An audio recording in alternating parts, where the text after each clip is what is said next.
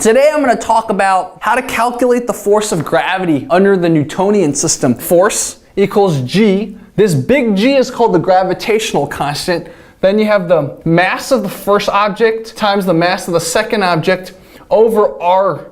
R squared as in the distance between the two objects. So this is a constant. Some very interesting implications of this formula. So let's say it's me and the Earth. The Earth and I exert the same amount of force on each other. I'm exerting the same force on the Earth as the Earth is exerting on me. You have the Earth here, and you got the moon, somewhere here. The moon's the one revolving around the Earth, but their forces are the same on each other. Why is it that even though the force of these two are the same, the moon's the one revolving around the Earth, right? Well, the Earth's not revolving around the moon. The moon is having an effect on the Earth. It's actually moving a little. But the reason why the moon's moving so much more, even though the force is the same on each other, is because the Earth is so much bigger. Being so much bigger means you have more mass. And what is mass? Mass is how much there is. And how do you quantify that? Another way of describing mass is the amount of inertia in something. Bigger, denser things have more inertia. So the Earth, being so much bigger than the moon, has more inertia. And what is inertia? Inertia is basically how resistant you are to changing when a force is put on you.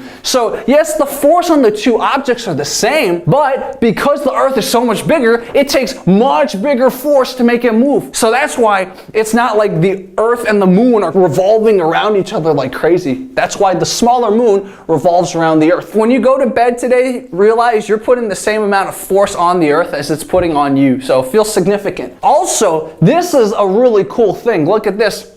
This is called an inverse square law. Whenever you have something that's inverse square, what it means is the little Jerry's here. If I go twice as far, so now I'm twice the distance as I was before. By being twice as far as where I was from Earth, the gravitational force that we exert on each other gets 4 times less. That's the inverse square law. Another way to think about it is, if I'm half as close as before, gravity gets 4 times stronger. Gravity gets much more strong at a much quicker rate and much more weak at a quicker rate depending on the distance. Very cool implications of this Newtonian force law that calculates the gravitational pull. I hope I made physics fun for you. I know when I learned this formula, it wasn't that fun. We didn't sort of think about real world applications of things. And if you guys want another one of these physics videos, please press subscribe and let me know what you think. Press the like too. Thank you guys so much.